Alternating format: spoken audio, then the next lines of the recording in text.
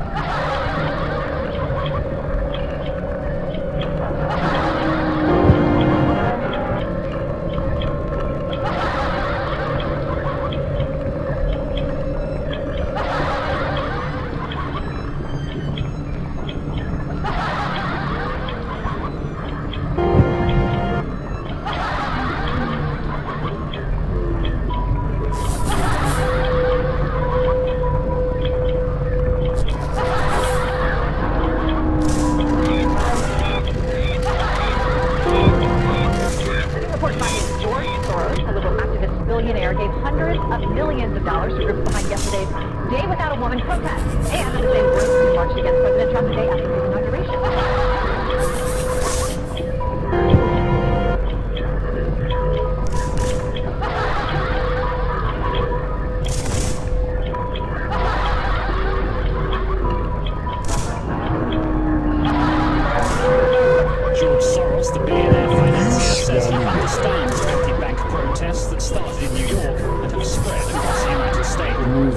Its website calls for people to rally against the president-elect, but apparently it has ties to billionaire investor and supporter George Soros too. That's in fact according to emails, if you look back to 2008, released by WikiLeaks from Clinton's campaign chairman John Podesta to George Soros.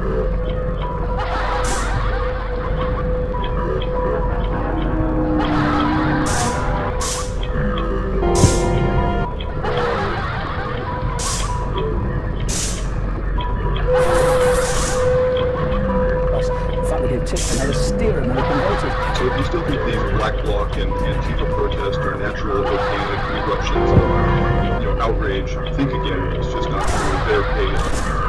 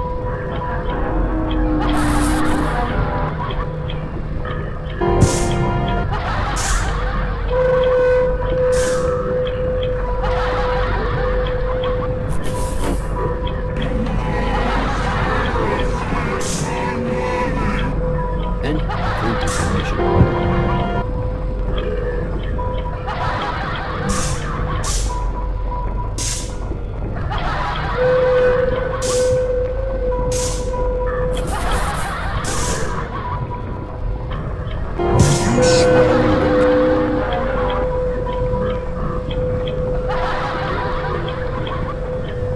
Thousands of government-sponsored experiments will take place at hospitals, universities, and military bases around our nation. The goal is to understand the effects of radiation exposure on the human body.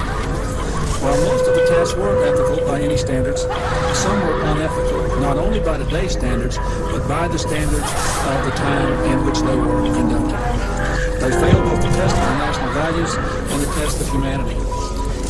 Informed consent means your doctor tells you the risk of the treatment you're about to undergo. In too many cases, informed consent was withheld. Americans were kept in the dark about the effects of what was being done to them. The deception extended beyond the test subjects themselves to encompass their families and the American people as a whole. For these experiments were kept secret. And they were shrouded not for a compelling reason of national security, but for the simple fear of embarrassment. And that was wrong. So today, on behalf of another generation of American leaders and another generation of American citizens, the United States of America offers a sincere apology to those of our citizens who were subjected to these experiments, to their families, and to their communities.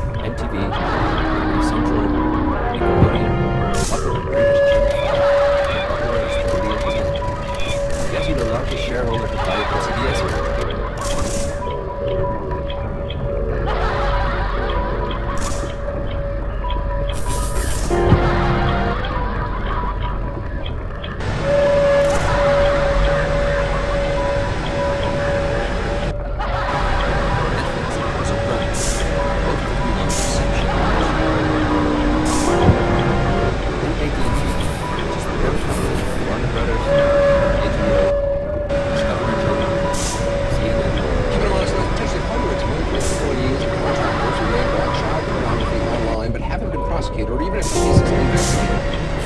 Trial court, 1,700 names were looked in Los Angeles on this 5,200 from the Internet sting operation overlooked the first time around 4 years ago. Only now, today's Berkeley getting a second look, and only after pressure from the investigative reporter. This was unearthed by a researcher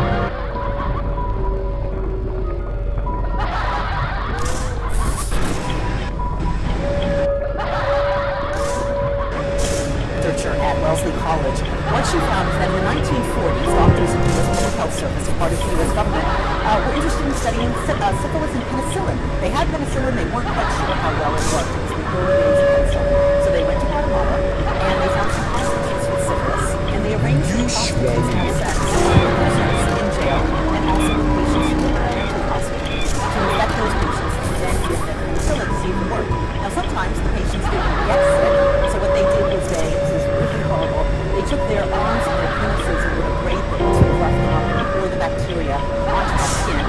And then when that didn't work, they would sometimes just inoculate into the spine, do a spinal puncture, and give the syphilis back. And then they would try the penicillin to see how it works. Let me read a little bit from my politics just coming today. This happened. Hang on, this is the U.S. government. Correct. Human guinea pig. Human guinea pigs, sponsored by the U.S. government.